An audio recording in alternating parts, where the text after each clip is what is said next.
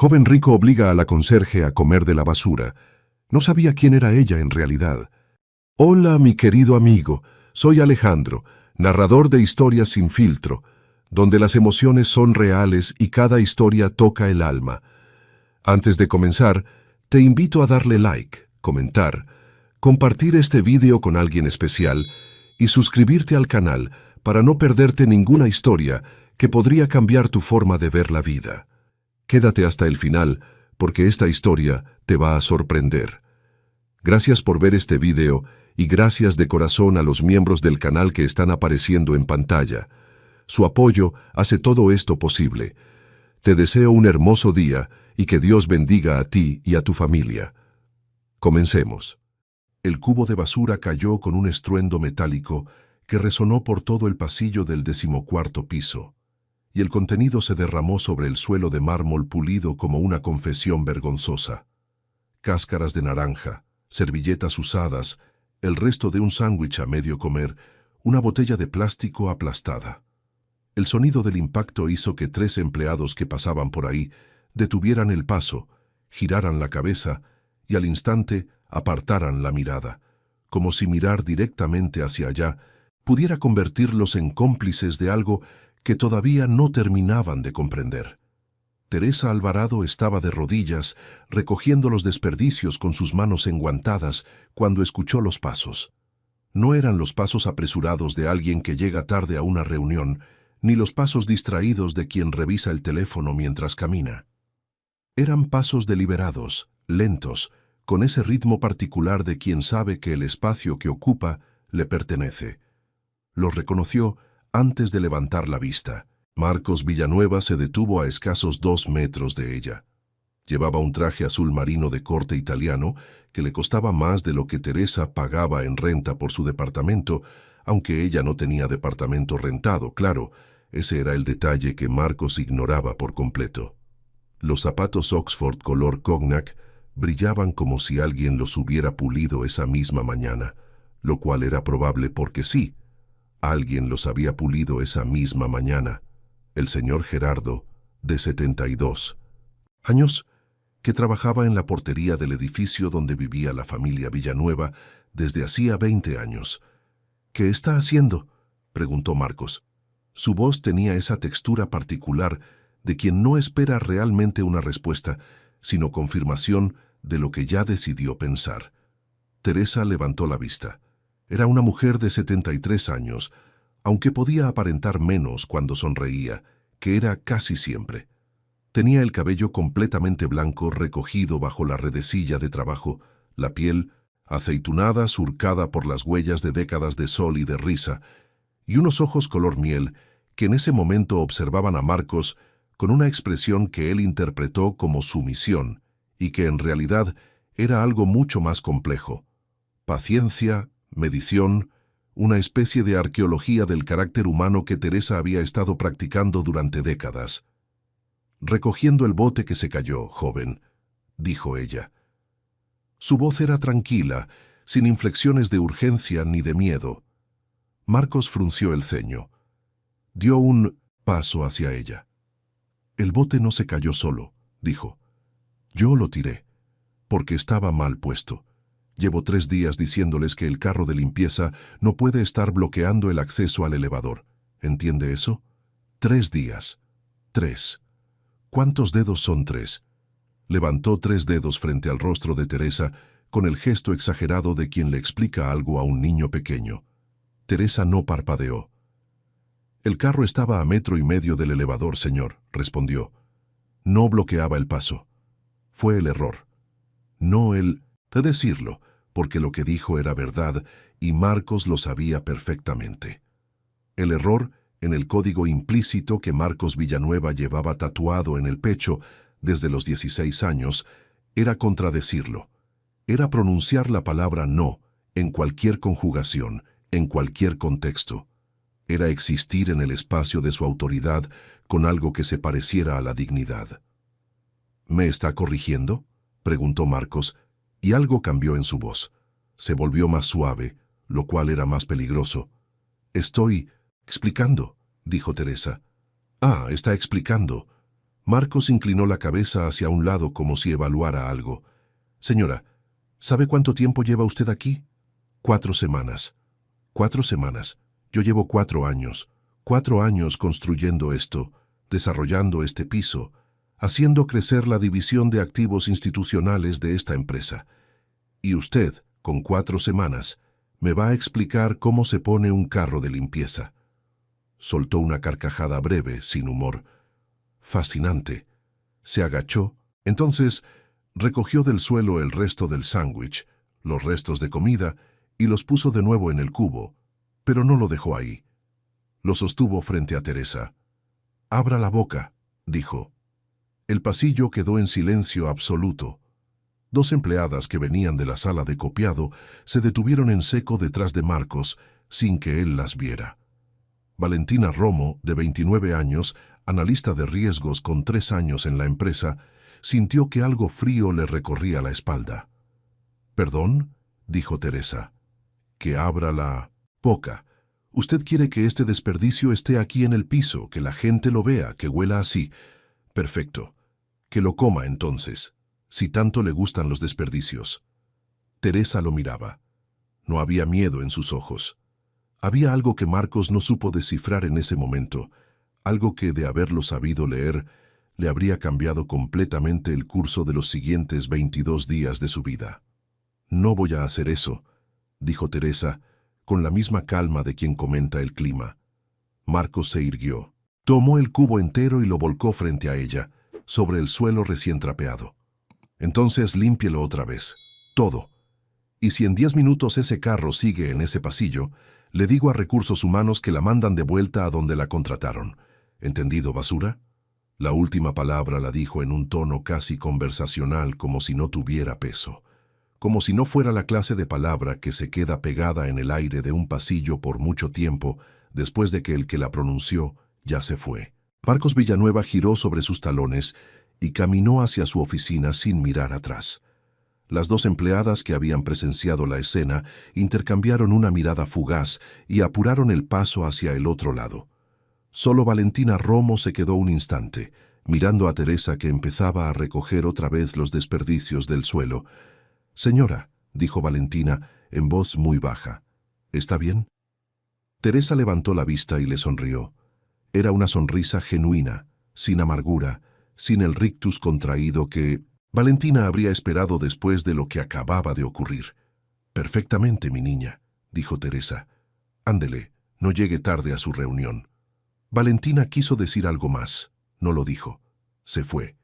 Y Teresa Alvarado, arrodillada en el suelo de mármol del 14º piso del edificio corporativo de Grupo Alvarado Inversiones, la empresa que ella misma había fundado hacía 41 años, con un préstamo de 20,000 pesos que su padre le dio a regañadientes, recogió cada papel, cada cáscara, cada servilleta, y los fue depositando en el cubo con una lentitud meticulosa, como alguien que no tiene prisa porque sabe perfectamente lo que está haciendo y a dónde va.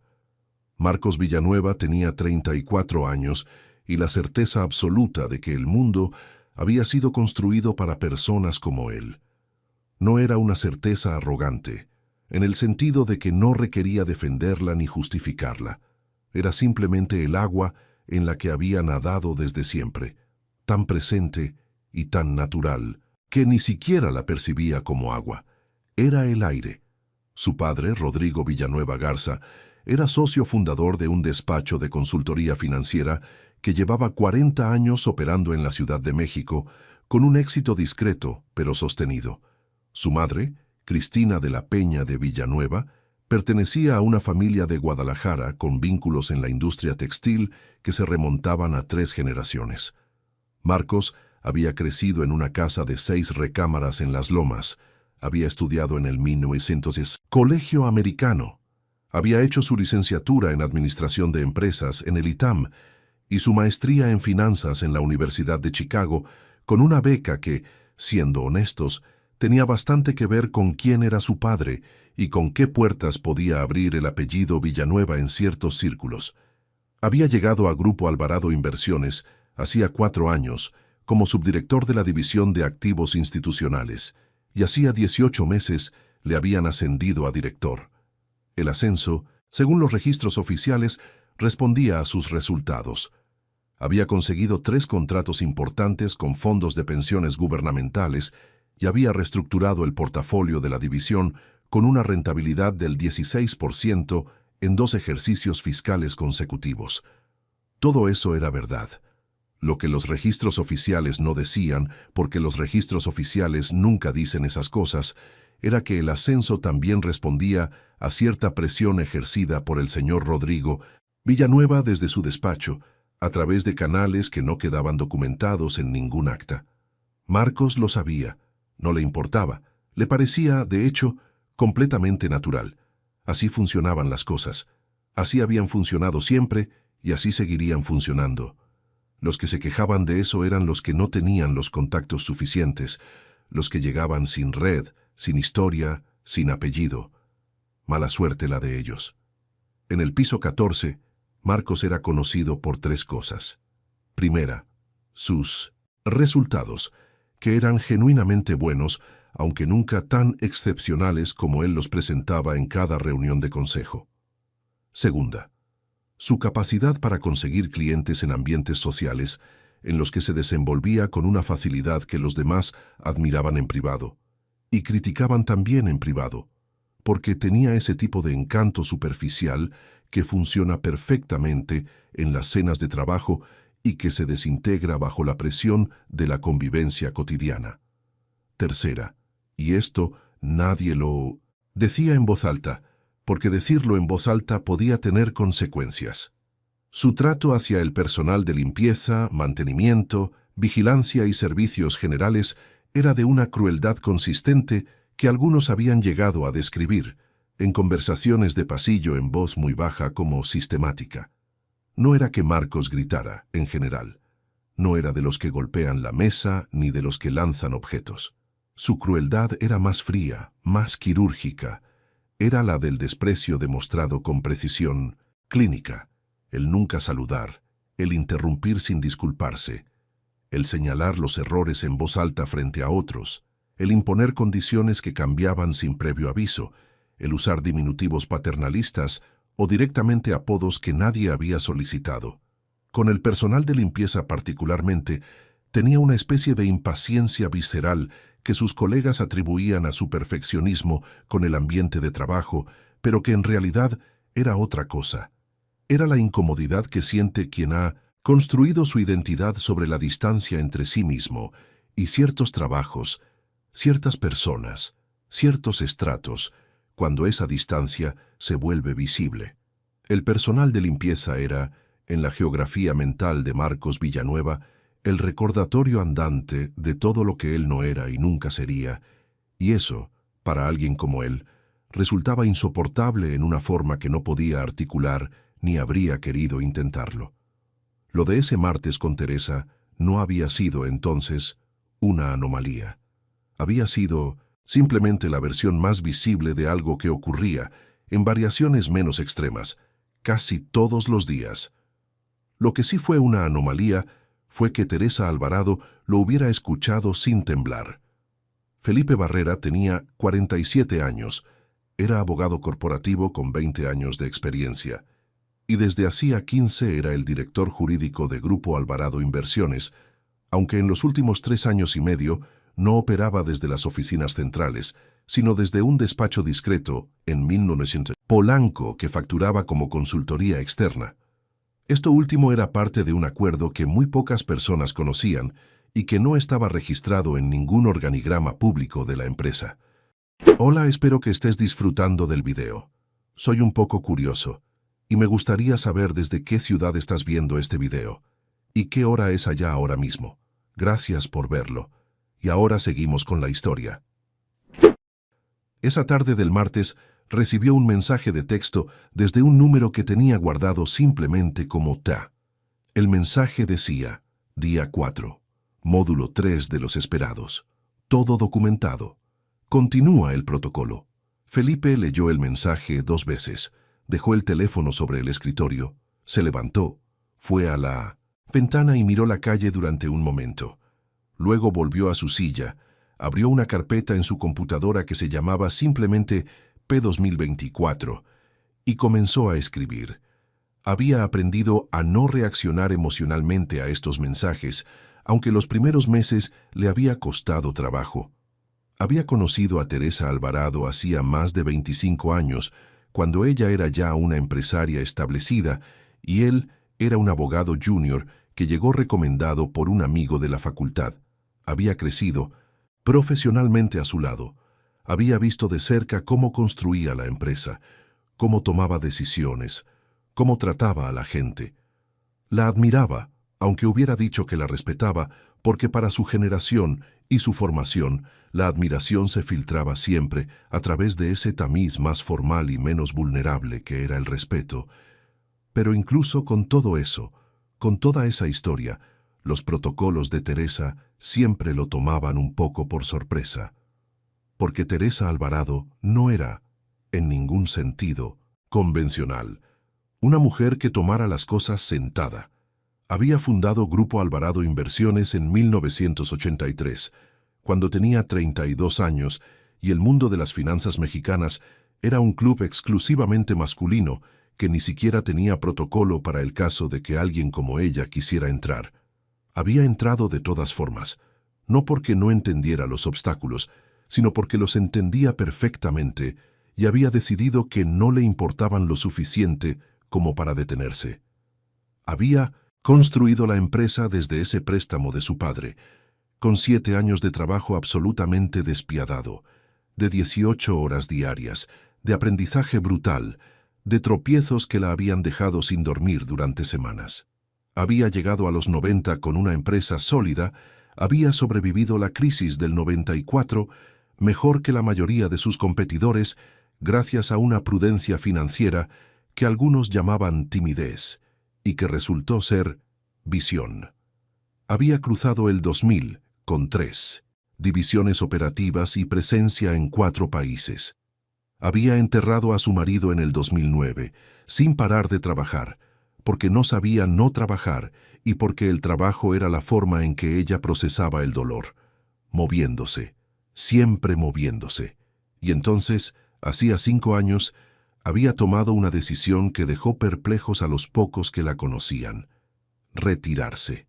No completamente, no del todo, porque para Teresa, retirarse completamente habría sido equivalente a morirse de aburrimiento en 3 semanas, pero sí retirarse de la operación visible, dejar la presidencia del consejo en manos de un consejo de administración profesional, delegando el día a día a un equipo directivo que ella había seleccionado con el mismo cuidado obsesivo con que años antes elegía sus inversiones.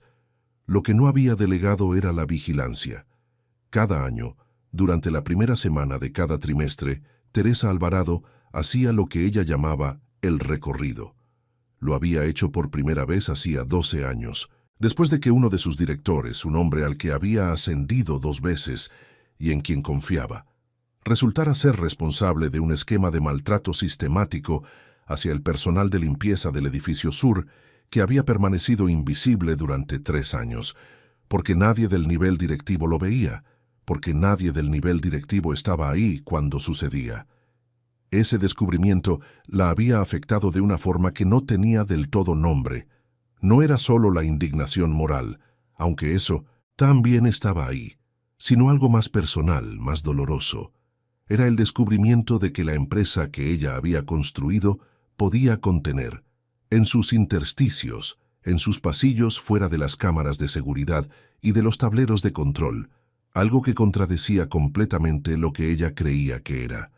Desde entonces, una vez por trimestre, Teresa se integraba al personal de limpieza del edificio, no como inspectora, no con credenciales ni con escolta, con uniforme, con carrito, con trapeador, sin anunciarse. Durante 4 semanas, los directores de recursos humanos que habían manejado el proceso a lo largo de los años lo hacían en estricto sigilo, bajo protocolo directo con Felipe. Teresa llegaba el primer lunes del trimestre, trabajaba los turnos completos, observaba, documentaba, y se iba el viernes de la 4ª semana. El informe que entregaba era uno de los documentos más leídos y más temidos en la historia interna de la empresa, aunque la mayor parte de los Empleados no sabía que existía. En algunas ocasiones el informe no contenía nada que requiriera acción urgente, observaciones sobre procesos, sobre la calidad del trato cotidiano, sobre el ambiente. En 2 ocasiones en 12 años, el informe había resultado en el despido inmediato de directores de nivel medio. En una ocasión, la más grave, había resultado en el despido de un director de área y en una demanda civil. Marcos Villanueva llevaba 18 meses como director desde que Teresa había hecho su último recorrido en ese piso. Habían llegado reportes sobre él, fragmentarios, sin nombre, a través del sistema de denuncia anónima que Felipe administraba. No habían sido suficientes para activar una acción formal, pero sí habían sido suficientes para que Teresa decidiera que el siguiente recorrido ocurriera precisamente en el 14º piso. Esta vez le había dicho a Felipe, la tarde antes de empezar: «No voy a intervenir antes de tiempo. Necesito verlo todo. Necesito entender exactamente qué clase de persona es». Felipe había asentido. Conocía a Teresa lo suficiente como para saber que cuando usaba esa frase, «necesito entender exactamente qué clase de persona es», ya había tomado una decisión. Lo que quedaba por determinar era el tamaño y la forma de las consecuencias.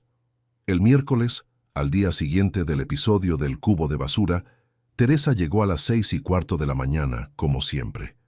Se cambió en el vestidor del personal en el Minneosis subterráneo, revisó su asignación en el tablero, tomó su carrito y subió al 14º piso por el elevador de servicio. Eran las 6:30 y Marcos Villanueva aún no llegaba.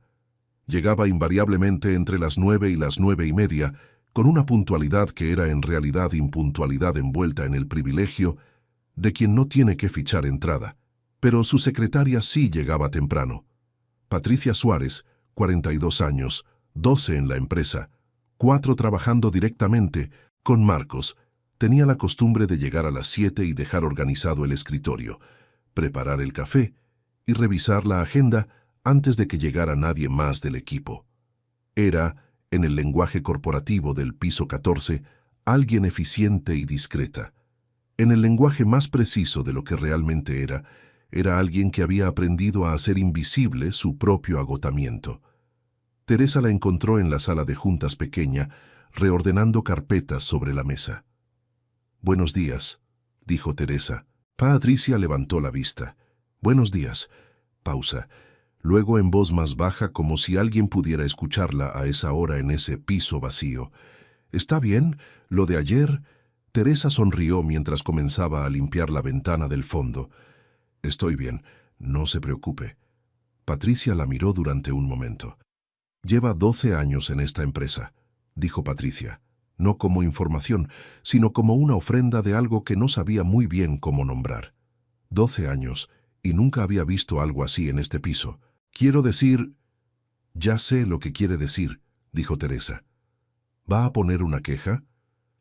«Tengo mis maneras de resolver las cosas». Patricia quiso preguntar algo más, pero no lo hizo. Volvió a sus carpetas. Teresa terminó la ventana y pasó al baño de visitas. Durante las siguientes 2 horas y media, mientras limpiaba, Teresa Alvarado observó el 14º piso con la misma atención metódica con que 30 años antes observaba un balance contable en busca de inconsistencias. La geografía del poder en un espacio corporativo se lee en detalles pequeños. ¿Quién habla con quién en los pasillos? ¿Quién baja la voz al pasar frente a cierta puerta? ¿Quién entra a la oficina del director con la espalda tensa y sale con los hombros caídos? ¿Quién evita el área de la cafetera cuando cierta persona está ahí? ¿Quién ríe con risa genuina y quién con risa de protocolo? Lo que Teresa fue registrando, tanto en su memoria como en las notas breves que hacía en el pequeño cuaderno que cargaba en Minneosis, el bolsillo del uniforme, y que nadie le había pedido que llevara pero que nadie le había prohibido, era un mapa. El mapa del miedo en el 14º piso. Era un miedo de geometría particular. No había una sola dirección de la que emanara, sino un núcleo central, una zona de alta presión desde la que se irradiaba en ondas. El núcleo era la oficina de la esquina, la de las 2 ventanas, la que tenía el mejor ángulo hacia el poniente. El despacho de Marcos Villanueva. El miedo no era constante. Cuando Marcos no estaba, el piso tenía una temperatura distinta. Las conversaciones eran más fáciles, las personas se movían con más soltura, había incluso algo que se podía llamar alegría en algunos corrillos. Cuando él llegó, a las 9:17 de esa mañana, Teresa pudo sentir el cambio casi físicamente. Un pequeño ajuste colectivo de posturas, una aceleración de pasos, una reducción en los decibeles de las conversaciones. Marcos entró sin saludar a nadie.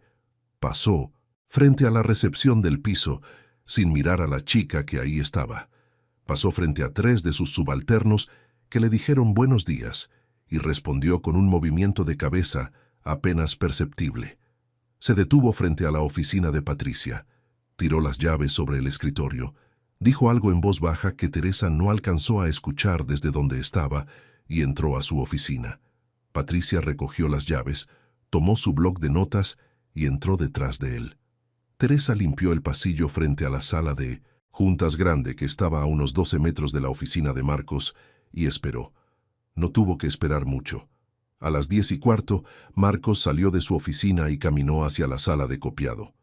Teresa estaba ahí, desinfectando la fotocopiadora. «Ese carrito sigue en el pasillo», dijo Marcos, sin saludo, sin preámbulo. «Está en el área designada, señor.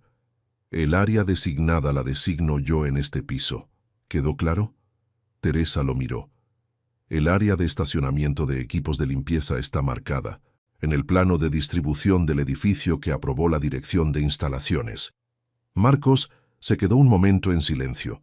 Algo cruzó por su expresión que era difícil de leer. No era exactamente sorpresa, pero tampoco era la tranquilidad de quien tiene todo bajo control. «¿Sabe quién aprueba esos planos?», preguntó. «Entiendo que la Dirección de Instalaciones, en coordinación con...» «Yo apruebo esos planos», dijo Marcos. «En este piso, yo. ¿Entendió?». Y se fue. Teresa continuó, desinfectando la fotocopiadora. No anotó nada todavía. Lo anotaría más tarde, con la precisión de quien ha aprendido que la memoria, cuando está bien entrenada, es el mejor archivador que existe.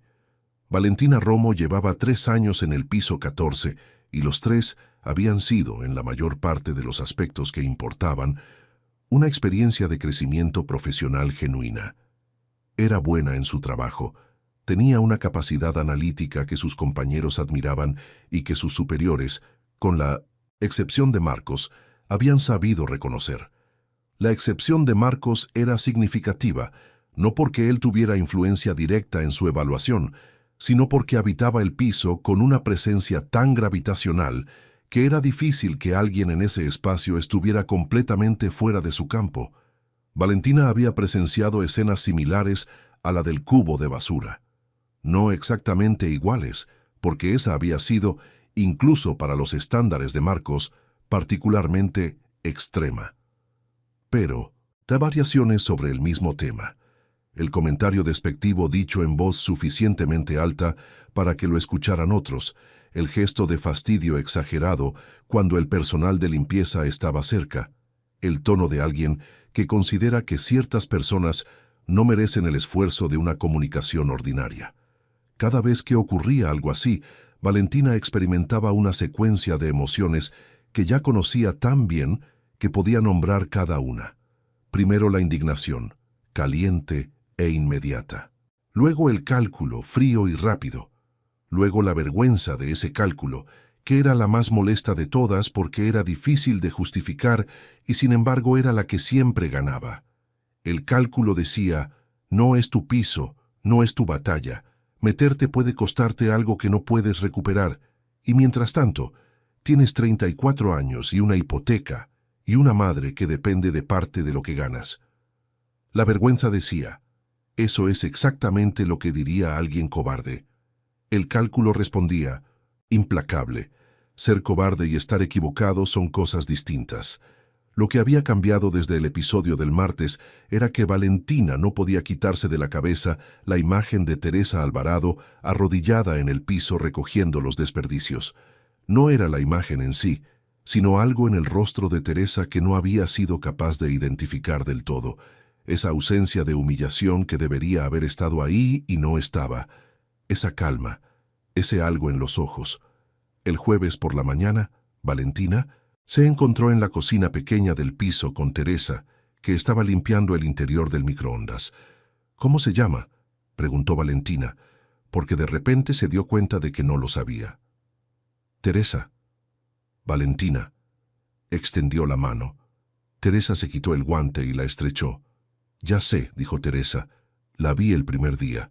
Valentina quiso preguntar qué quería decir con eso, pero la manera en que Teresa lo dijo no invitaba exactamente a la pregunta. Había algo en su tono que era amable y al mismo tiempo completamente sereno, como si dijera, «No hay nada que explicar porque todo está claro». «¿Lleva mucho tiempo en esto?», preguntó Valentina. «En esto específicamente, no tanto, pero en trabajar toda la vida». «¿Y antes de esto?». Teresa la miró con una pequeña sonrisa. «Muchas cosas». Valentina quería decir algo sobre lo del martes. Quería disculparse, aunque no estaba segura de por qué, porque ella no había hecho nada, lo cual era exactamente el problema. Quería preguntarle si iba a quejarse formalmente y ofrecerle su testimonio si lo hacía. Pero antes de que pudiera articular ninguna de esas cosas, Teresa le dijo, «¿Lleva el café en la taza azul?». Valentina parpadeó. «Sí». Lo puse sobre la segunda repisa del refrigerador, al fondo, porque en la primera siempre hay movimiento, y se cae. Ya le pasó 2 veces esta semana. Y volvió al microondas. Valentina tomó su café de la segunda repisa del refrigerador y salió de la cocina con la extraña sensación de que había tenido una conversación mucho más importante de lo que parecía, aunque no hubiera podido decir exactamente sobre qué. El viernes de la primera semana, a las 4 de la tarde, Marcos convocó una reunión de equipo de última hora que desbarató los planes de 4 personas que habían coordinado su tarde, asumiendo que no habría reuniones después de las 3. Esto era un patrón conocido. La reunión de última hora era uno de sus instrumentos favoritos de demostración de autoridad, porque la incomodidad que generaba en los demás era para él una confirmación agradable de que su tiempo valía más que el de los otros. En esa reunión, frente a 8 personas sentadas en la sala grande, Marcos se refirió a un análisis que había preparado Rodrigo Telles, uno de sus analistas, como el trabajo más deficiente que había visto en 4 años de gestión. No era verdad. El análisis tenía un error metodológico en la sección 3 que Marcos había identificado correctamente, pero las otras 4 secciones eran sólidas y el error en cuestión era subsanable en 2 horas. Lo que Marcos describió durante 15 minutos, sin embargo, pintaba un cuadro de incompetencia total que dejó a Rodrigo Tellez con las orejas coloradas y los demás mirando sus propias libretas. Al terminar la reunión, mientras la gente salía, Marcos le dijo a Valentina, que iba hacia la puerta, «Romo, quédese». Valentina se quedó. Cuando los demás salieron y la puerta se cerró, Marcos la miró. «Ese análisis que revisó con Telles la semana pasada», dijo, «¿usted lo firmó?». «Hola, soy yo otra vez. Tu opinión es muy importante para mí, así que, si puedes, déjame un comentario aquí abajo contándome qué te está pareciendo la historia y dale una calificación del 1 al 10. Muchísimas gracias por ver la historia hasta aquí. Continuamos». «Revisé la metodología de las secciones 1 a 3 con él, sí». «Entonces el error también es suyo». «El error de la sección 3», dijo Valentina, con una calma que le costó algo mantener. «No estaba en las secciones que yo revisé». «¿Me está diciendo que no es su responsabilidad?». «Le estoy diciendo exactamente lo que revisé y lo que no». Marcos la miró durante un momento. Luego dijo, «Aquí, la responsabilidad se comparte hacia arriba, Romo. Eso significa que si algo del equipo sale mal, usted como revisora tiene parte, y yo como director tengo parte. Así funciona. ¿Entiende?». Valentina entendía perfectamente lo que estaba pasando. Lo que estaba pasando no tenía nada que ver con el análisis de Rodrigo Telles. «Entiendo», dijo. «Bien». Marcos abrió su carpeta, dando a entender que la conversación había terminado. Que Telles corrija las secciones para el lunes. Valentina salió. En el pasillo, a pocos metros de la sala de juntas, Teresa Alvarado pasaba el trapeador por el suelo con movimientos lentos y regulares. Levantó la vista brevemente cuando Valentina salió. Sus miradas se cruzaron un segundo. Teresa no dijo nada. Valentina no dijo nada. Pero algo se transmitió en ese segundo. Algo que no tenía nombre exacto, pero que las dos entendieron, y que tenía que ver con el peso particular de tener que comer ciertas cosas sin que se note en la cara. La segunda semana fue más reveladora que la primera, no porque los episodios fueran más dramáticos, sino porque Teresa comenzó a ver la estructura completa. El modo en que Marcos operaba no era el de un temperamento explosivo e impredecible, lo cual habría sido en cierto sentido más manejable. Era el de alguien que había cultivado, con una consistencia casi artesanal, un sistema de extracción de deferencia. Necesitaba ser confirmado constantemente, necesitaba que el espacio a su alrededor operara como un espejo que le devolviera siempre la misma imagen, la de alguien excepcional, central, indispensable. Cuando ese espejo fallaba, cuando alguien en su entorno se comportaba como una persona con criterio propio, con dignidad propia, con una perspectiva que no era simplemente un reflejo de la suya, Marcos respondía con lo que Teresa fue catalogando mentalmente como corrección de alineación, una intervención calibrada para restituir la distancia correcta entre él y esa persona, para reubicarla en el lugar que le correspondía en su geografía interna. Con sus pares de nivel directivo, la corrección de alineación tomaba la forma de la competencia velada, el crédito apropiado, la minusvaloración en reuniones de consejo. Con sus subalternos directos, tomaba la forma de la crítica pública, la microgestión selectiva, el favoritismo ostentoso hacia quienes le eran más leales. Y con el personal que Marcos consideraba fuera de cualquier jerarquía, relevante, con los de limpieza, los de vigilancia, los de mantenimiento, la corrección de alineación era más brutal porque no necesitaba disimulo, porque nadie con poder real estaba mirando. Eso, por supuesto, era lo que Marcos creía. El martes de la segunda semana, mientras Teresa limpiaba el pasillo junto a la sala de servidores, escuchó una conversación a través de la puerta entreabierta de la sala de café pequeña.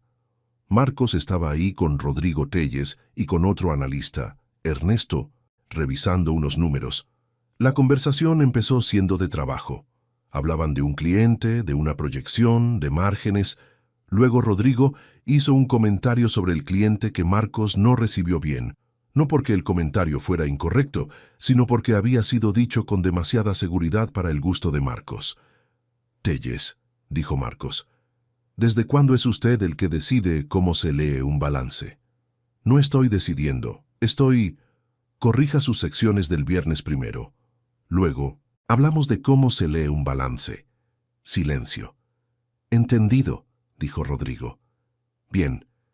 Teresa anotó la hora, el contexto, la descripción de lo ocurrido en su cuaderno, con la letra pequeña y apretada de quien ha aprendido a hacer mucho en poco espacio. El jueves de esa semana ocurrió algo que Teresa no había anticipado del todo en su cronología mental, aunque sí lo había tenido como posibilidad.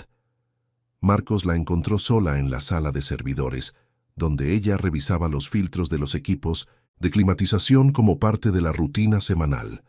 Entró sin llamar como hacía siempre, y la encontró ahí. Lo que siguió duró quizás 4 minutos. Marcos le preguntó qué hacía en esa sala. Ella explicó que era parte del protocolo de mantenimiento del clima. Él dijo que nadie le había informado que iban a entrar al área de servidores y que en adelante necesitaba autorización directa de su parte. Ella dijo que el protocolo de acceso estaba aprobado por la dirección de instalaciones. Él dijo que en ese piso la autorización la daba él. Ella dijo que podía verificarlo con la dirección de instalaciones. Él dijo que no tenía tiempo para verificar las desobediencias de cada empleado de limpieza. Y entonces sucedió lo que Teresa había estado esperando en el fondo desde el primer día. Marcos llegó al umbral de la frase que lleva tiempo guardando y la cruzó. La gente como usted, dijo Marcos, con ese tono frío que era más revelador que cualquier grito. No entiende que hay una razón por la que está donde está. Y donde está no es aquí. Teresa lo miró. No dijo nada durante un momento. Luego, ¿y dónde es donde estoy, señor? Marcos la miró. Algo en la pregunta lo incomodó, aunque no habría podido decir exactamente qué. Limpiando, dijo. Eso es lo que está haciendo aquí. Tiene razón, dijo Teresa. Y lo dijo de una manera que no era sumisión, sino algo que Marcos no supo leer. Era confirmación, como cuando alguien te dice exactamente lo que querías saber. Marcos salió. Teresa terminó de revisar los filtros, los registró en su lista, y esa noche le mandó a Felipe el segundo reporte parcial de la semana. Felipe Barrera leyó el reporte en su casa, sentado en el estudio, con una taza de café que se enfrió sin que se diera cuenta. Cuando terminó, se quedó mirando la pantalla durante un rato, luego marcó el número de Teresa. «Ya leí todo», dijo cuando ella contestó. «¿Y? Creo que tenemos suficiente para lo que sigue». «Todavía no». «Teresa, lo del martes de la primera semana solo, más lo del acceso a los servidores, más los testimonios de Rodrigo Telles y Romo que podemos obtener. Quiero las 2 semanas completas, Felipe». «¿Por qué?» Hubo una pausa breve. Cuando Teresa habló, su voz tenía esa calidad particular que Felipe había aprendido a reconocer a lo largo de los años. No era la voz de alguien que decide en ese momento, sino la de alguien que ya decidió hace tiempo y está esperando que el momento llegue a alcanzarla. «Porque quiero que no quede ninguna duda», dijo, «ni en su mente, ni en la de nadie que pueda escuchar su versión después». Felipe entendió. «De acuerdo». ¿Y Felipe? ¿Sí? Reserva la sala del consejo para el jueves de la 4ª semana. La grande, la de arriba. ¿Para cuántas personas? Para todos los directores de área, el consejo completo. Y Marcos. Felipe anotó. ¿Le digo a Marcos que es una revisión de resultados trimestral? No le digas nada. Lo cita como revisión de resultados, que es lo que él esperaría. Él no tiene razones para pensar que es otra cosa. No las tenía. Ese era el punto. Marcos Villanueva llevaba 4 semanas en el mismo edificio que Teresa Alvarado y no lo sabía. Había pasado junto a ella docenas de veces, la había visto arrodillada en sus pasillos, la había llamado basura en su cara y no lo sabía. Porque para Marcos, el personal de limpieza no tenía rostro propio, tenía uniforme, tenía función, tenía el lugar donde debía estar, y fuera de eso, era invisible. Era, pensó Felipe mientras colgaba, quizás la forma más precisa de decirlo. Marcos Villanueva no había podido ver quién era Teresa Alvarado, porque nunca había aprendido a mirar a las personas que ella parecía ser. La 3ª semana, Teresa cambió ligeramente su enfoque. Había recopilado ya suficiente material sobre el comportamiento de Marcos hacia el personal de servicios y hacia sus subalternos. Lo que quería observar ahora era otra cosa. Cómo se comportaba cuando creía que lo miraban personas de su nivel o superiores. La oportunidad llegó el martes, cuando el director de operaciones del grupo, un hombre llamado Héctor Bravo, que llevaba 15 años en la empresa, hizo una visita al 14º piso para revisar unos contratos. Héctor era 10 años mayor que Marcos, tenía rango superior al suyo dentro del organigrama y era, en la jerarquía social invisible pero perfectamente legible de la empresa, alguien cuya opinión importaba. Teresa limpió el pasillo frente a la sala de juntas mientras se celebraba la reunión, y pudo escuchar a través de la puerta entreabierta la diferencia. El Marcos que hablaba con Héctor Bravo era otro, más cuidadoso, más atento, más dado a escuchar, más dispuesto a reírse de las bromas del otro, incluso cuando no eran particularmente graciosas. Era un Marcos que utilizaba el plural.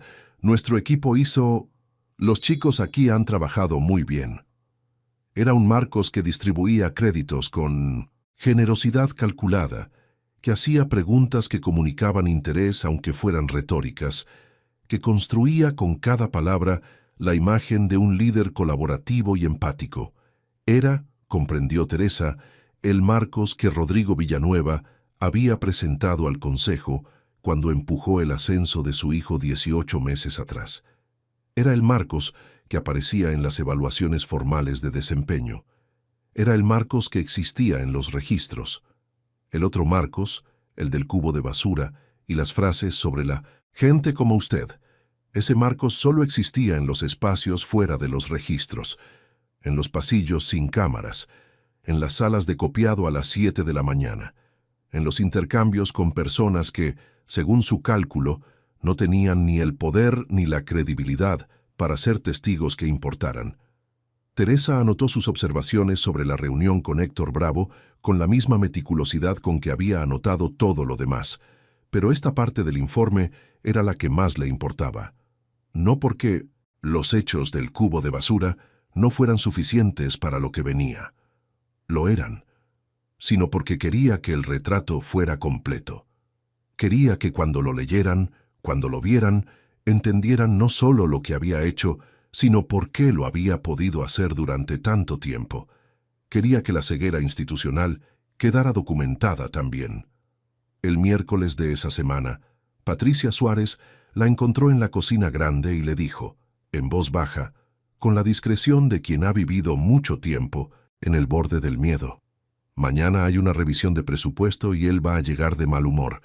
Los jueves, cuando hay revisiones de presupuesto, siempre llega de mal humor. Le aviso para que... Se detuvo. Para que tenga cuidado, completó Teresa. Sí. Teresa la miró con esa calidez particular que tenía, la que hacía sentir a la gente que era vista de verdad, no solo registrada. Gracias, Patricia. Eso es muy amable. No es amable, es que...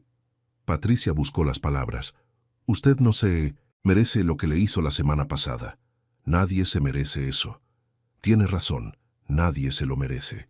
Patricia asintió, tomó su café y se fue.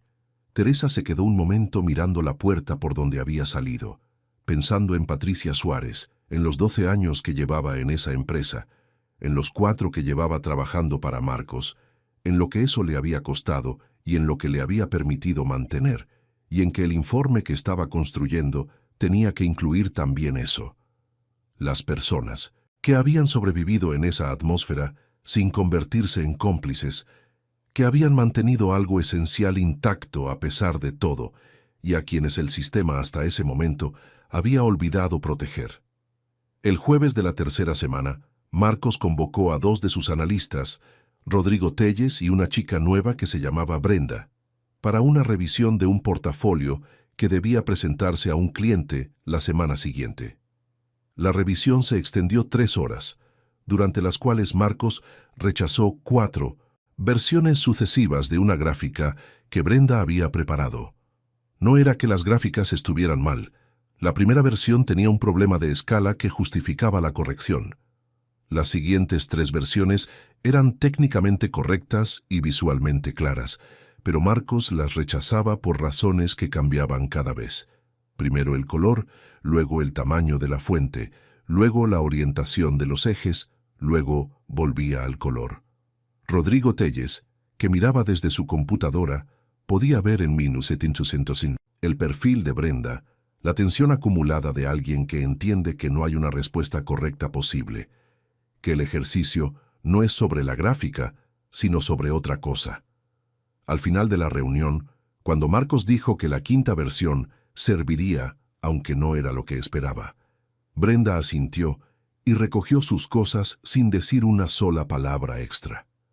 Cuando salió, Rodrigo se quedó un momento atrás y le dijo a Marcos, con más valentía de la que él mismo esperaba de sí mismo: esa gráfica estaba bien desde la 2ª versión. Marcos lo miró. ¿Perdón? Lo que digo. La 2ª versión estaba bien. Los cambios de la 3 y la 4 no eran necesarios.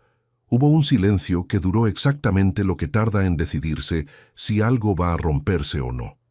Telles, dijo Marcos finalmente, cuando lleve 4 años en esta empresa y tenga usted los resultados que tengo yo, entonces me comenta su opinión sobre lo que es necesario y lo que no. ¿De acuerdo? Rodrigo asintió. Salió. En el 1900 pasillo.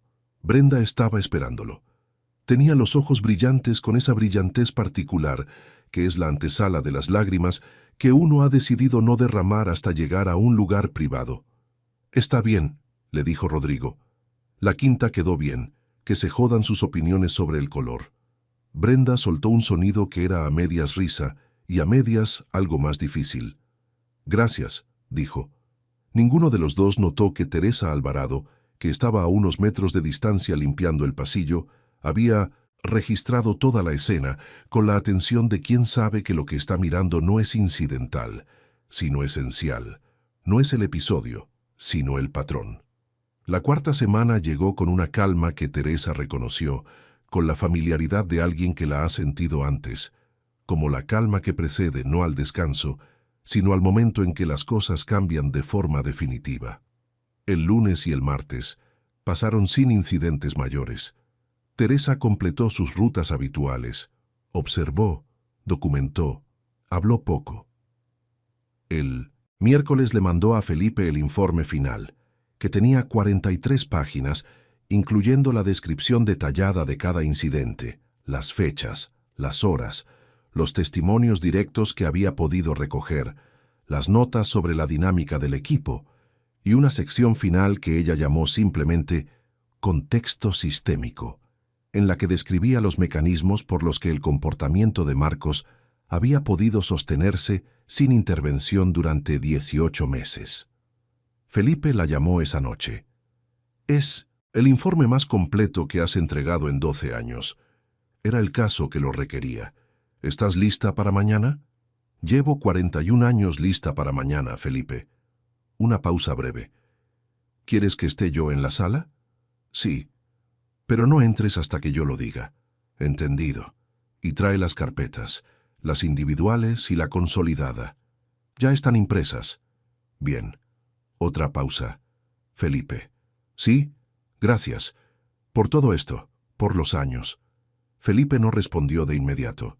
Cuando lo hizo, su voz tenía algo que raramente tenía, la textura de alguien que ha bajado la guardia. «Es lo mínimo», dijo. Teresa colgó. Se sentó en el pequeño cuarto de hotel donde había vivido durante las últimas 4 semanas, un cuarto sin lujos pero limpio y tranquilo, y miró por la ventana la ciudad nocturna, las luces dispersas sobre el horizonte oscuro. Pensaba, como a veces lo hacía en momentos como ese, en su padre, el hombre que le había prestado los 20,000 pesos con ese gesto particular suyo, mitad orgullo y mitad incredulidad, que decía: «No sé si esto va a funcionar, pero sé que tú sí». Pensaba en lo que él habría dicho si hubiera podido verla en ese cuarto de hotel, saliendo cada mañana con su uniforme de limpieza a observar el 14º piso de la empresa que ella había construido. Habría reído, probablemente. Su padre siempre había dicho que la mejor manera de conocer una empresa era empezar desde abajo, aunque en su tiempo eso era una metáfora. Teresa sonrió para sí misma, apagó la luz y durmió bien. El jueves llegó con un cielo limpio sobre la ciudad. Teresa se presentó como siempre. A las 6:15, se cambió en el vestidor del subterráneo y subió al 14º piso con su carrito. Hizo su ruta de la mañana sin variarla en nada. Baños, sala de copiado, pasillo principal, cocina grande. A las 9:30, cuando los empleados empezaban a llegar y el piso tomaba su temperatura habitual, Teresa guardó su carrito en la bodega de materiales y bajó al subterráneo por el elevador de servicio. En el vestidor, sacó de su casillero la bolsa que había dejado ahí desde el día anterior. Dentro había un traje. No el tipo de traje que se usa para causar impresión, sino el tipo que se usa cuando la impresión ya está dada desde antes de que uno entre al cuarto. Corte clásico, lana fina en color gris oscuro, una blusa de seda color crudo. Sus aretes, que eran los aretes que siempre llevaba a las reuniones importantes y que su marido le había regalado hace más de 40 años. Sus zapatos bajos de cuero genuino. Se quitó la redecilla y soltó el cabello blanco, que cayó en un corte limpio a la altura del mentón. Se miró en el espejo del vestidor durante un momento, no con vanidad, sino con algo más parecido a la verificación. Seguía siendo ella, seguía siendo Teresa Alvarado. Subió en el elevador principal, el que usaban los directivos y los visitantes, al piso 19, donde estaba la sala del Consejo de Administración. La sala tenía ventanales desde el piso hasta el techo, con vista hacia el poniente de la ciudad. En la mesa larga de nogal, que cabía 16 personas, ya estaban sentados, los 4 directores de área, el director jurídico externo del grupo, que no era Felipe, la directora de recursos humanos, el director de finanzas, el director de operaciones Héctor Bravo, y los 3 miembros del Consejo de Administración, que no eran Teresa. Felipe Barrera estaba de pie junto a la ventana, con una carpeta en la mano. Marcos Villanueva llegó a las 10:05, con la confianza ligeramente amortiguada de quien percibe que una reunión tiene una energía distinta a la esperada, pero no sabe todavía qué la explica. Entró, saludó con un movimiento general, buscó su lugar en la mesa. Lo encontró en la posición que siempre le asignaban, a la derecha del centro, que era una posición de relevancia. Luego levantó la vista hacia el extremo de la mesa y vio a Teresa Alvarado sentarse. Proceso fue, para quienes lo observaron después, uno de los más interesantes del que tuvieron conocimiento en sus carreras, porque el reconocimiento de Marcos no fue inmediato. Sus ojos pasaron sobre Teresa una vez, la registraron como alguien desconocido y continuaron hacia el resto de la sala. Luego volvieron, y esta vez se detuvieron.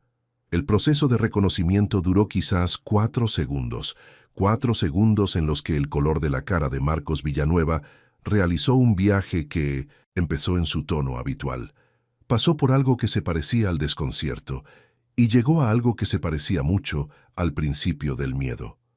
«Marcos», dijo Teresa, con una voz tranquila que llenó la sala sin esfuerzo. «Siéntese, por favor». Marcos se sentó. «Para quienes no me conocen personalmente», dijo Teresa dirigiéndose a la mesa en general, «soy Teresa Alvarado, fundadora y accionista mayoritaria de este grupo. Paso mucho de mi tiempo fuera de estas instalaciones, y por eso no siempre nos vemos». Una pequeña pausa. «Esta mañana vamos a revisar algunos asuntos de gestión que requieren la atención del Consejo». Felipe Barrera depositó sobre la mesa las carpetas que había traído, una frente a cada persona presente, incluida la de Marcos. Las carpetas tenían el logo de la empresa en la portada, y debajo en letra de imprenta decían simplemente «Informe de gestión, División de Activos Institucionales, piso 14». Teresa miró a Marcos directamente. «¿Quiere abrir su carpeta?» «Marcos». Marcos la abrió. La primera página era el índice. La segunda era la descripción del incidente del martes de la primera semana, con fecha, hora, nombres de testigos y transcripción parcial del diálogo. Había una nota al margen que decía: fuente primaria, observación directa; fuente secundaria, testimonio corroborado. Marcos no levantó la vista del papel durante un momento. Cuando lo hizo, su expresión era la de alguien que está buscando dónde pararse, porque el suelo se ha vuelto inestable. «Teresa», dijo, y su voz era diferente, más pequeña. «Yo no sabía». «Lo sé», dijo Teresa. «Eso es precisamente lo que importa». Y entonces hizo algo que nadie en la sala esperaba completamente, aunque quienes la conocían bien quizás sí lo esperaban un poco. No se levantó para acusarlo. No levantó la voz. No construyó el momento como un juicio, aunque en cierto sentido lo era. Se recostó levemente en su silla y le habló a Marcos como se habla a alguien que todavía puede entender algo, aunque esa posibilidad estuviera ya muy al borde. «Llevo 4 semanas en este piso», dijo. 4 semanas limpiando sus pasillos, sus baños, su sala de copiado. Y lo que vi en esas 4 semanas no fue solo un problema de trato hacia el personal. Lo que vi fue un modo de operar que ha convertido este piso en un lugar donde la gente tiene miedo de equivocarse, tiene miedo de opinar, tiene miedo de ser ella misma. Lo que vi fue energía, talento, tiempo y esfuerzo que se va en gestionar el miedo en lugar de construir algo. Y eso tiene un costo. No solo el costo humano, que es el más importante, sino el costo para la empresa, para lo que construimos aquí. La sala estaba en silencio absoluto. Esta carpeta contiene el registro completo de lo que observé. Teresa lo dijo sin drama, como quien presenta un reporte de gestión, que en cierto sentido era exactamente lo que era. Los miembros del consejo ya leyeron el informe completo esta mañana.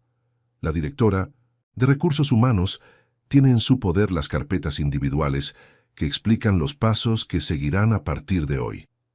La directora de Recursos Humanos, una mujer de 52 años llamada Isabel, que había trabajado con Teresa desde hacía 2 décadas y que había recibido el informe el día anterior con la expresión de quien ha esperado mucho tiempo este momento, asintió brevemente. «Marcos», dijo Teresa, «quiero preguntarle algo antes de continuar, y quiero que lo piense de verdad». Antes de responder, Marcos la miraba. Tenía la rigidez particular de quien está tratando de no mostrar el tamaño de lo que está sintiendo. «¿Cuántos nombres conoce usted del personal de limpieza de este piso?». La pregunta cayó sobre la sala como cae una piedra sobre agua tranquila, pequeña, silenciosa, y con ondas que se extienden hasta los bordes. Marcos no respondió. «No es un truco», dijo Teresa. «Necesito que lo piense. ¿Cuántos nombres? ¿1? ¿Ninguno?». Un silencio. «Ninguno», dijo Marcos, en voz baja. «Eso es lo que pensé». Teresa abrió su propia carpeta, sacó una hoja y la leyó. El equipo de limpieza del 14º piso lo integran 7 personas. Se llaman Concepción, Ernestina, Mario, Don Aurelio, Lupita, Jaime y Celia. Don Aurelio lleva 16 años en este edificio. Lupita tiene una hija que empezó la preparatoria este año, por lo que trabaja doble turno los miércoles. Jaime está tomando clases de inglés en línea de 5 a 6 de la mañana, antes de entrar. Dobló la hoja y la devolvió a la carpeta. Son personas. Cada una de ellas trabaja para esta empresa. Cada una de ellas es, por definición, mi responsabilidad y la suya. Marcos miró la mesa. «¿Le puedo preguntar algo, Marcos?», dijo Teresa. Él levantó los ojos. «¿Usted cree que es un buen líder?». La pregunta era directa sin ser cruel. Era la pregunta de alguien que genuinamente quiere saber, aunque ya tenga una respuesta provisional. Marcos tardó un momento. Cuando habló, algo había cambiado en su voz. No era la voz del piso 14. Era algo más antiguo y más difícil de nombrar. «Creía que sí», dijo. «¿Y ahora?». Silencio. «No lo sé». Teresa asintió. «Esa respuesta», dijo con algo que podría haber parecido gentileza, pero que era en realidad algo más complejo. Reconocimiento, quizás. «Es la primera respuesta honesta que le escucho desde que lo conozco». La reunión duró 2 horas y 40 minutos. Isabel, la directora de Recursos Humanos, presentó el proceso formal: suspensión inmediata de funciones directivas, auditoría de gestión del personal a su cargo durante los últimos 18 meses, proceso disciplinario bajo el reglamento interno. Héctor Bravo presentó el plan de transición para la división de activos institucionales, que incluía un esquema de gestión colectiva temporal mientras se abría el proceso de selección del nuevo director. Felipe Barrera expuso los aspectos jurídicos. Marcos escuchó todo. No interrumpió. No protestó. En ningún momento intentó la maniobra que algunos en la sala habían esperado que intentara: invocar a su padre, invocar sus resultados, construir una narrativa alternativa. No sé si fue porque entendió que no tendría ningún efecto, o porque algo en él reconoció que no lo merecía, o porque la presencia de Teresa Alvarado en el extremo de esa mesa hacía que cualquier defensa que pudiera articular sonara, incluso en su propia cabeza, a lo que era. Hacia el final de la reunión, Teresa dijo: «Quiero decir algo para el registro. Los resultados que esta división ha generado bajo la gestión del señor Villanueva son reales y tienen valor para la empresa. Eso no está en discusión y no será borrado de los registros. Pero los resultados no son, ni serán nunca, justificación suficiente para el trato que documenté. En esta empresa en la que yo construí, nunca lo serán». Hizo una pausa. «No porque sea un ideal abstracto, sino porque las empresas que tratan mal a su gente terminan siendo empresas mediocres, aunque sus números digan otra cosa por un tiempo, porque el miedo es el peor gerente que existe, y porque cada persona que trabaja aquí, desde el 19º piso hasta el subterráneo, pone algo de sí misma en esto todos los días. Eso merece respeto, no como política, como realidad. La sala no aplaudió. No era el momento para aplausos, pero algo cambió en el aire, algo que las personas que estuvieron ahí describirían después de maneras ligeramente distintas, aunque todas convergieran en lo mismo. Fue la sensación de que una verdad que había estado flotando, sin anclaje por mucho tiempo, finalmente encontró dónde posarse. Marcos Villanueva salió del edificio a las 12:47 del jueves.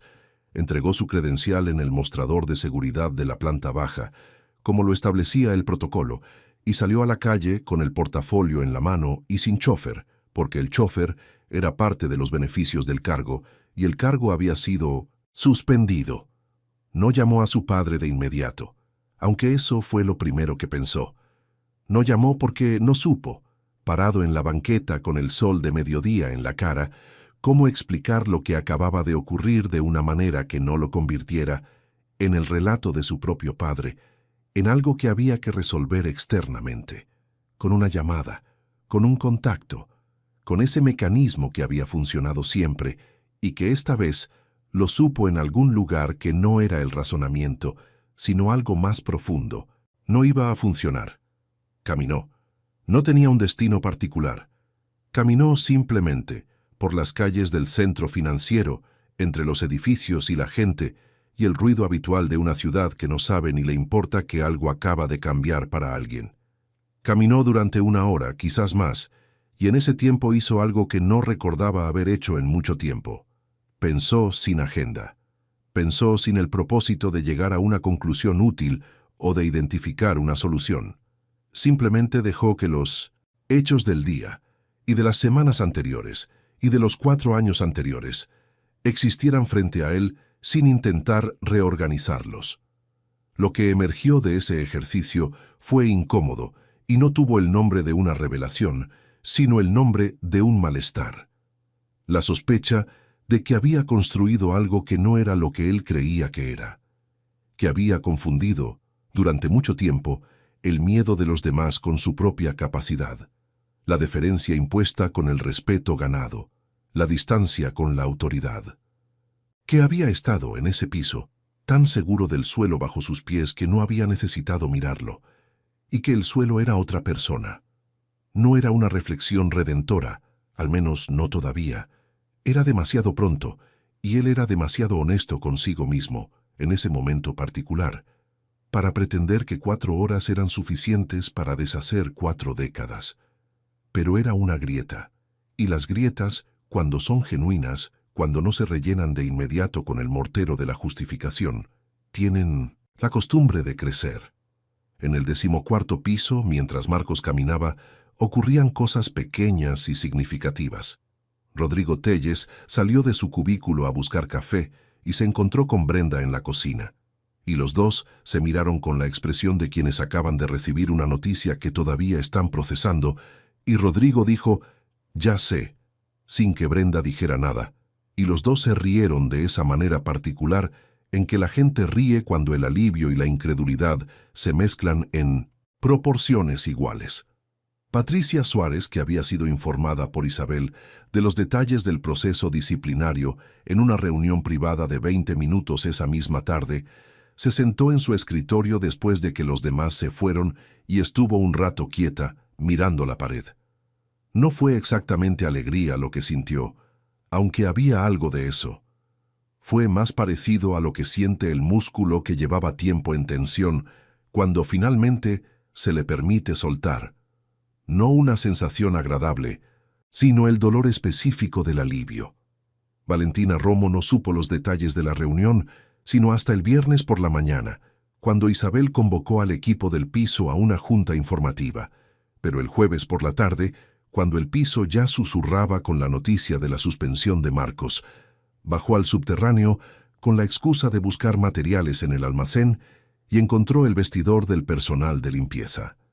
No sabía exactamente qué estaba buscando. Quizás solo quería verificar algo, ponerle una imagen concreta al periodo extraño de las últimas 4 semanas.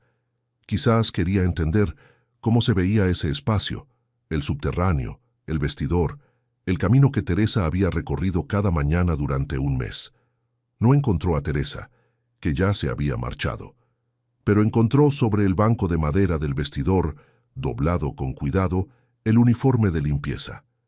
Y al lado, escrita en un papel de libreta con letra pequeña y apretada, una nota que decía simplemente: para Concepción, Ernestina, Mario, Don Aurelio, Lupita, Jaime y Celia. Gracias por enseñarme lo que necesitaba ver. T.A. Valentina leyó la nota 2 veces, luego la dobló y se la guardó en el bolsillo, no porque le perteneciera, sino porque quería que existiera en un lugar donde alguien la cuidara.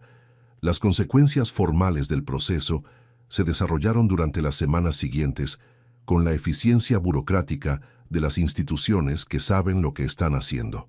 Marcos Villanueva aceptó las condiciones del proceso disciplinario, que incluían la separación del cargo, la participación en un proceso de evaluación psicológica y de gestión del que dependería cualquier reincorporación futura al grupo en cualquier posición, y una carta formal de reconocimiento de responsabilidad dirigida al personal afectado. Esta última condición fue la que él tardó más en aceptar, y también la que Isabel consideró más importante. La carta tardó 10 días en escribirse, no porque Marcos no supiera qué poner, sino porque cada vez que empezaba, lo que salía no era suficiente. Era defensiva, o era abstracta, o era el tipo de disculpa que se formula de cara a las consecuencias en lugar de cara a las personas. La 10ª versión fue la que finalmente entregó a Isabel, y era diferente a las 9 anteriores. Era breve, directa, sin explicaciones que fueran en realidad justificaciones. Decía lo que había hecho, decía que estaba mal, no pedía comprensión, no prometía cosas que no podía garantizar. Era la carta de alguien que lentamente comenzaba a aprender la diferencia entre presentarse a la responsabilidad y negociar con ella. Isabel la leyó, la archivó y le informó a Teresa por mensaje que había sido entregada. Teresa respondió: recibido. Gracias, Isabel. La selección del nuevo director de la División de Activos Institucionales tomó 3 meses. Teresa participó en el proceso de definición del perfil, aunque no en las entrevistas directas. Ha aprendido en 40 años a distinguir entre las decisiones que necesitaban su mano y las que funcionaban mejor sin ella. Lo que sí hizo fue agregar al perfil del cargo un requisito que en la historia de la empresa nunca había sido parte de ningún perfil de alto directivo. Durante el primer mes, el nuevo director haría parte de su proceso de inducción en los pisos de mantenimiento, instalaciones y servicios generales del edificio. No como ejercicio simbólico, como aprendizaje real. El Consejo debatió esa cláusula durante 2 reuniones. Algunos miembros consideraron que era poco práctica, que podía generar resistencias en los candidatos de alto calibre, que enviaba una señal extraña al mercado. Teresa los escuchó con la paciencia de alguien que ha escuchado muchas objeciones a lo largo de los años y que sabe distinguir las que tienen sustancia de las que tienen solo el peso del hábito. Vamos a encontrar exactamente al tipo de persona que queremos, dijo, cuando terminaron de hablar, si ese requisito se queda. Y vamos a filtrar exactamente al tipo de persona que no queremos, que es todavía más importante. La cláusula se quedó. La persona que finalmente fue seleccionada para el cargo era una mujer de 43 años, Guadalupe Andrade, que venía de una institución financiera en Monterrey, donde había construido su carrera desde posiciones de análisis. Cuando leyó la cláusula de inducción en el contrato, antes de firmar, la llamó a la directora de Recursos Humanos para preguntar sobre ella. Isabel le explicó el contexto. Guadalupe Andrade dijo: «Me parece bien», y lo dijo de una manera que convenció a Isabel de que no lo decía como respuesta esperada, sino como opinión genuina. Empezó el primer lunes de octubre, como estaba previsto.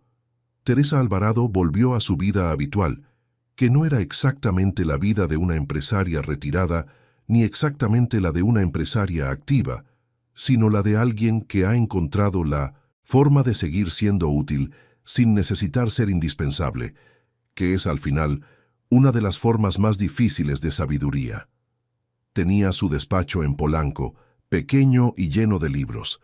Tenía sus reuniones mensuales con Felipe, que eran mitad revisión de asuntos y mitad conversación sobre el mundo. Y que los dos protegían con la seriedad con que se protege algo que no tiene precio oficial, pero sí valor real. Tenía sus desayunos del domingo con su hija Fernanda y sus 2 nietos, que eran ruidosos y largos y que la llenaban de una energía que ningún balance contable había podido replicar. Y tenía sus recorridos, que continuarían el siguiente trimestre, en el edificio sur del grupo, donde había recibido un reporte anónimo que mencionaba ciertos patrones en el área de tecnología.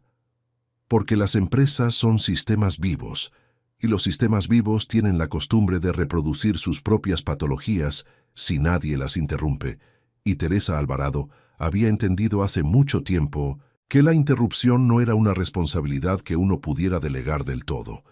Un día de noviembre, varias semanas después del recorrido, Teresa recibió un sobre en su despacho. No tenía remitente. Adentro había una hoja doblada en 3 partes. La abrió. Era el menú de un restaurante. Pero no un menú cualquier menú, sino uno hecho a mano, dibujado con tinta de colores sobre papel bond, con letras torpes pero cuidadosas. En la parte superior decía, Restaurante La Vuelta. Debajo, el menú listaba 8 platillos, todos con nombres que eran en realidad descripciones de momentos. Sopa de los días difíciles, tacos del primer café de la mañana, pozole de los viernes cuando ya se puede hablar. Y al final, en la parte inferior de la hoja, escrita con la letra de alguien que ha tardado en decidirse, pero finalmente lo ha hecho. Señora Teresa, en 4 semanas usted no nos enseñó nada, porque usted no dijo nada. Pero nosotros aprendimos todo. Gracias por venir. Gracias por quedarse. Atentamente, el equipo del piso 14, planta baja. Teresa Alvarado leyó el papel 2 veces, lo dobló con cuidado y lo guardó en el cajón superior de su escritorio, junto a los aretes de su marido, la fotografía de su padre firmando el contrato del préstamo y el primer balance contable que había preparado sola, a mano en 1983, con una letra que todavía era insegura, pero ya sabía perfectamente lo que buscaba. Algunas cosas no tienen el tamaño que merecen cuando las vives. Se lo dan después, con el tiempo, cuando las miras desde el lugar correcto. Teresa Alvarado había aprendido eso de la misma manera que había aprendido todo lo importante en su vida, haciéndolo, equivocándose, volviendo a intentarlo, y también en los momentos que contaban de verdad, arrodillándose en el suelo y recogiendo lo que se había caído, con paciencia, con precisión, sin prisa, porque las cosas que importan no tienen prisa, solo tienen dirección, y Teresa siempre había sabido muy bien hacia dónde iba. Y me encantaría saber qué te pareció esta historia. Déjalo en los comentarios, porque siempre los leo. No olvides dejar tu like, compartir este video con tus amigos y suscribirte al canal para no perderte las próximas historias que te emocionarán. Y mira, justo ahora hay otro video apareciendo en pantalla. Haz clic y continúa viviendo más emociones con nosotros. Muchas gracias por tu tiempo, tu apoyo y tu corazón. Que Dios te bendiga a ti y a tu familia.